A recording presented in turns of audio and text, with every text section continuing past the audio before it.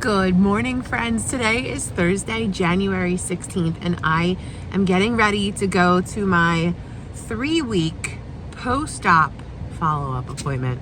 It's probably just like a quick check-in to see how I'm feeling and make sure my incisions are good, which they're good.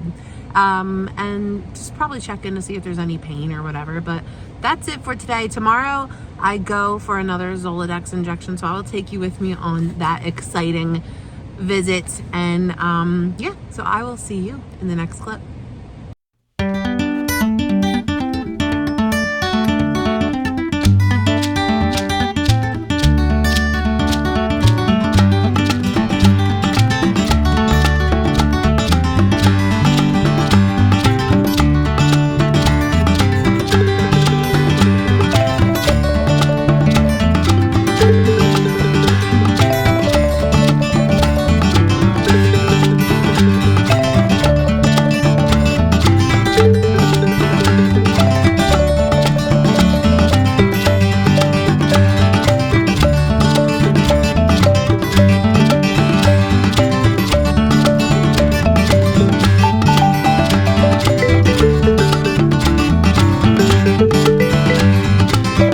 Okay, so I just saw the physician's assistant and everything looks good. I just had to have a couple of stitches trimmed a little shorter because they were like scratchy, and yeah, so they're out now and all is good. I come back in 2 months, and then after that it's just a yearly follow-up checkup.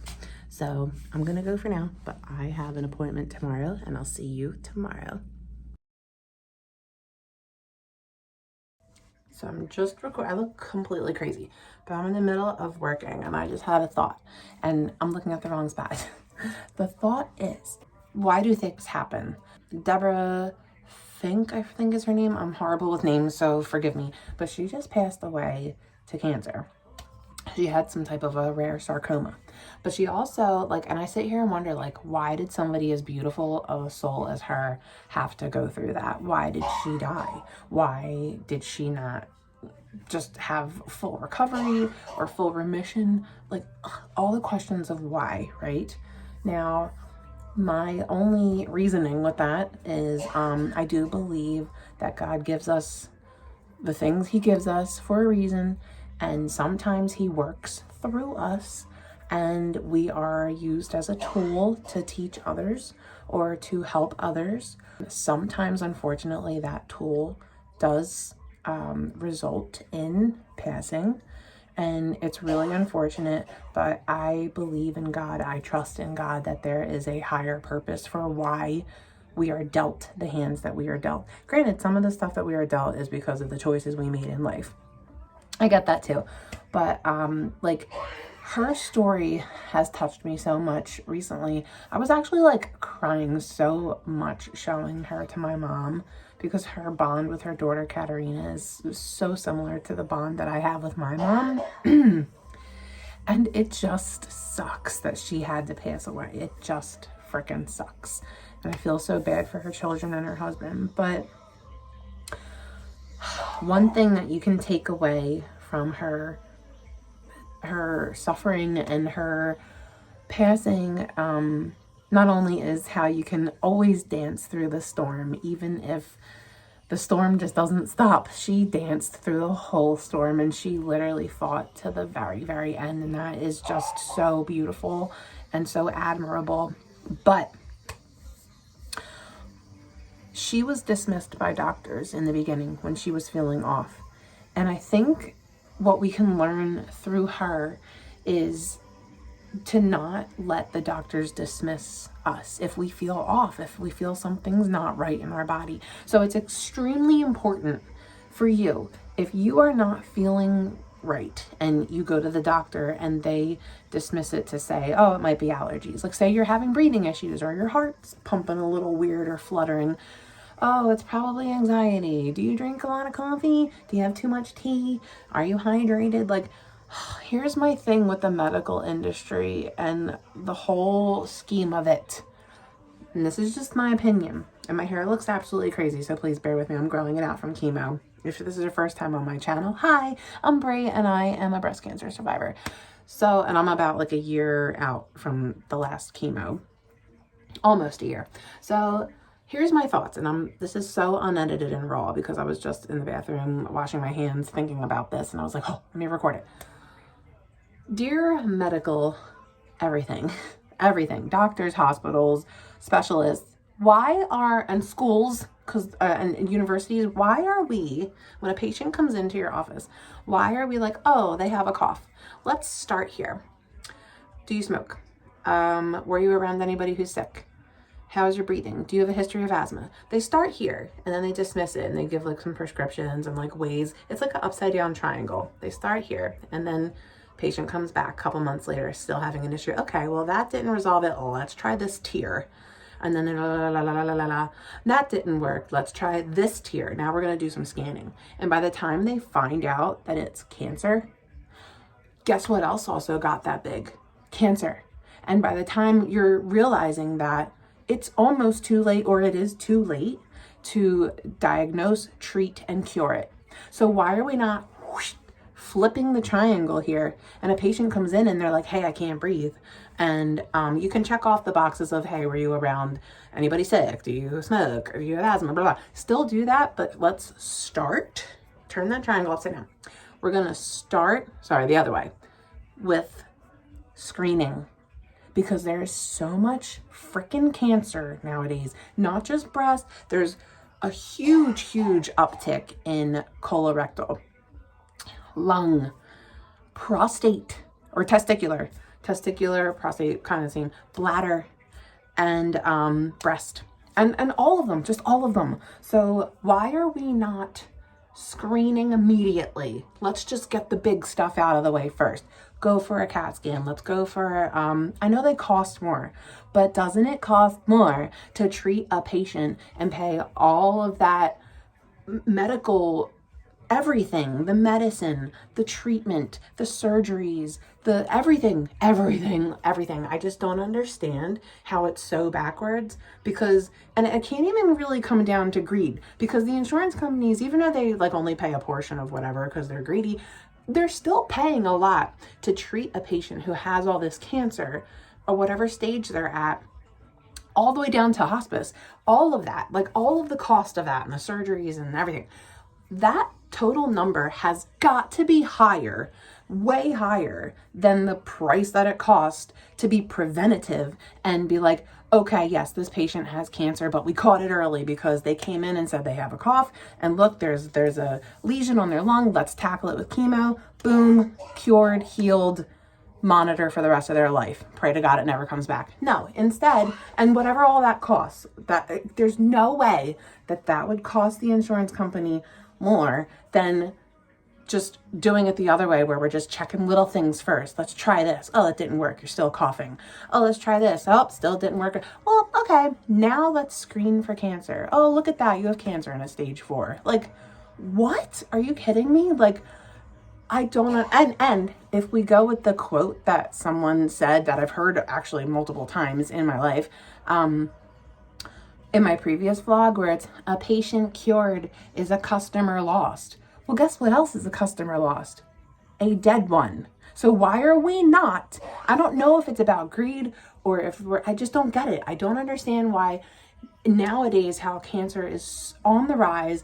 It's absolutely ridiculous how many people are being diagnosed with cancer, and they're being diagnosed so late that it's almost too late, or it is too late.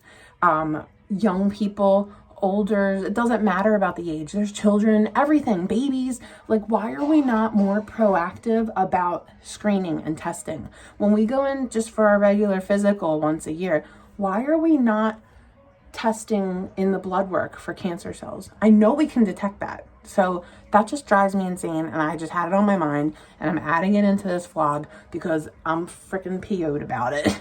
And I know there's an answer. I know there, like, I just want to know why it's backwards. And it doesn't make sense with the greed part either, because insurance companies are still paying a ton of money to treat a patient that has been diagnosed with cancer, whereas they could have paid less if you would have just spent the money in the first place and screened them and ruled out the fact that they do or don't have it. Okay, and if they don't have it, okay, it costs some money, but there's so many freaking people with cancer right now and they don't have a clue that they even have it. They have no clue. They don't even have any symptoms yet. So they're not even at the doctor yet to be like, hey, you know what, I feel a little off. No. Why are we not screening annually? Hey, do you have cancer? Hey, it looks like cancer is coming up in your blood work. We don't know what it is yet, but we're going to send you for a CT scan to see where it's at. Because if it's coming up in blood work, that means it has set up camp somewhere, whether it's brain or an organ or your breast or whatever, wherever it is. And then you can be cured and treated and cured, or at least treated and have it go into remission. Like, you could just live longer and you can save lives. And that's really where I'm at. And I'm annoyed and I'm like hyped up about it. The more I talk about it, the more hyped up about it, because I know there's a reason. I know there's a way to make this better. And I know there's a way for people to live longer and not have to suffer, and families to lose their mothers and their children and their daughters and their neighbors. And I'm just over it. I'm over it. Can you tell I'm over it? Anyway, I love you guys and let's get back to the vlog. Well, hello and good morning. It is Friday, January 17th, and I'm getting ready to go get a Zoladex injection right into my gut. It also snowed here last night, so that was exciting, just enough to be a pain in the butt. And if you are new to my channel, I don't know if you've met Erin, my wig that I like to throw on. I wore her a lot during chemo days because you just throw it on and you're good to go. But my hair is a mess today, so I just threw her on for this appointment. Anyway, we're gonna get on the road and I'll see you in the next clip.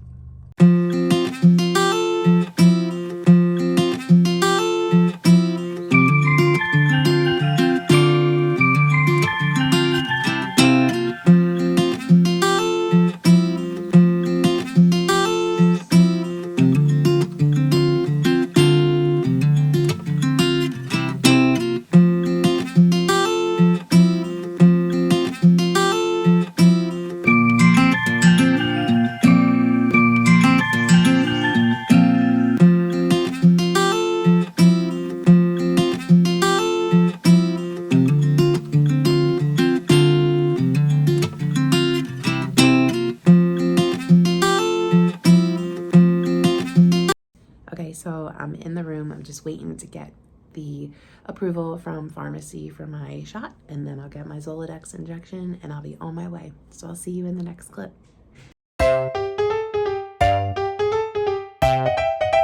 Okay, so that is it for appointments this week. I have a blood test appointment next week, and that is where I will close out this video. So I will see you next week.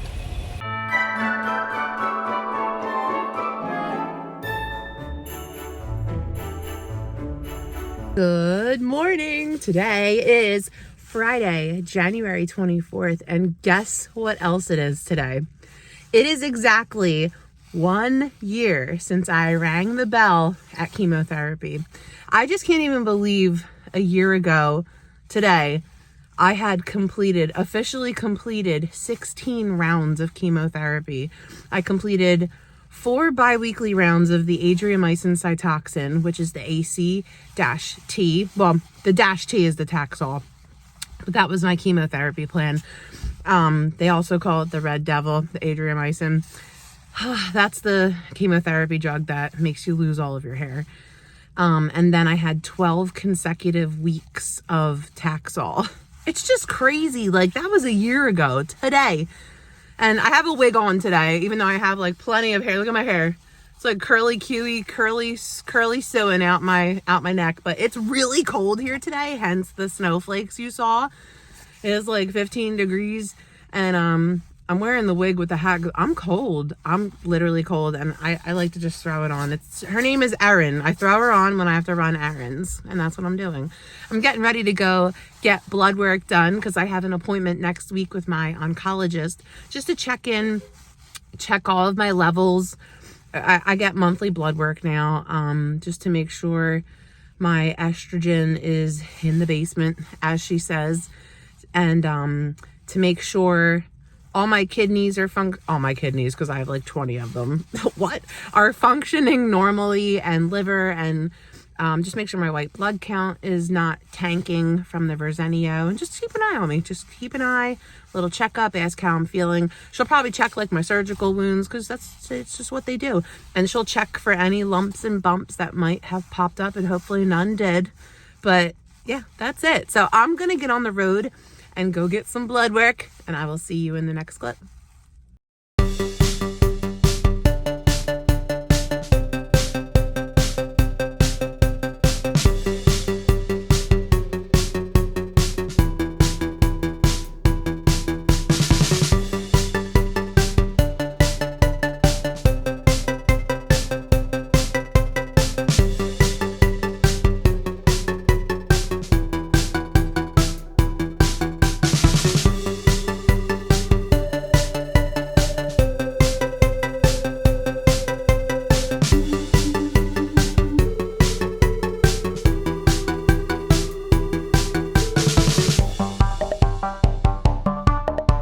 Okay, so I just got my blood work all done.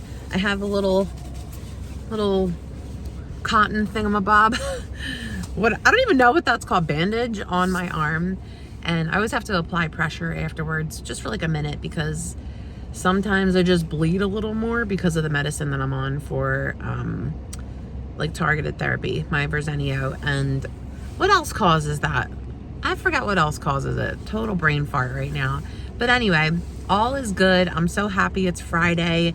It's going to be a nice, chill weekend, hopefully. I've been so tired the last couple days. I think because I was just telling the phlebotomist that she was tired too. I'm like, I think because it's so cold, our bodies are like in preservation mode and like preserving energy, because it's cold. It's like in the teens here.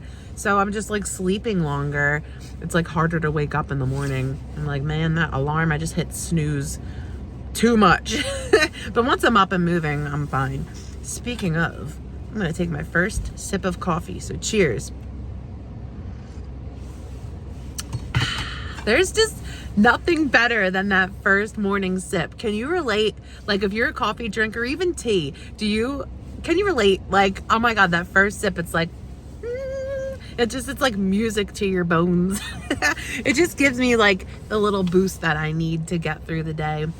But anyway, I wanted to thank you so much for being here with me on my journey. It's so cool to be able to celebrate a year of survivorship and completion of chemotherapy. And I don't know, it's just really kind of surreal that a year ago today, I was a fuzzy baby bird, had hardly any hair on my head, and I was just living for the day. I still do just live for today, because that's all we have is today. But I really was just in survival mode, and just trying to get through it, because I wanted to live, and I want to live, and I want you to live. And I hope if you are like completing your chemo journey, congratulations, and I'm so proud of you, and you did it. And if you're almost done your chemo journey, just be proud of yourself. That is the most challenging thing I think you'll ever go through in your entire life, because not even just physically challenging, it's mentally challenging, it's spiritually challenging, it's emotionally challenging,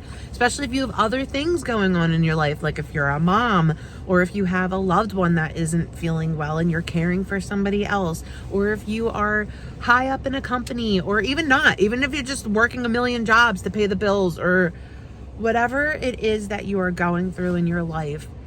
Adding chemotherapy to it and battling cancer, it's rough. It is so rough. And I swear you are so much stronger than you even ever realize. Even if you're just in survivor mode right now, where you're just living for today and just trying to get through today, because that's all we have. I just want you to know I'm proud of you. If no one has told you that today or recently, be proud of yourself, and I'm proud of you, and you are so strong, and don't give up, and just focus on today. That's all I can promise you, is to focus today. Don't worry about tomorrow. Don't worry about the next step in your journey. You're gonna get overwhelmed. Just focus on today. Be proud of yourself for all that you've done today, even if all you did today was get up and brush your teeth. Like, it's better than sitting around with stinky breath. So I'm proud of you, and I love you. And I want to thank you so much for being with me on my journey. I know I just said that, but really it means a lot to have you all here with me, supporting me and loving me and helping me through this. And also, I'm glad to know that I'm helping you through this, even if it's not you who's battling cancer. Maybe it's somebody you love and care about, or you're close to, or you know of, just so you can have like a glimpse into the life of a cancer patient and a cancer survivor. So with that being said, I'm gonna log off for now, but I love you so much, and I hope you are having the best day.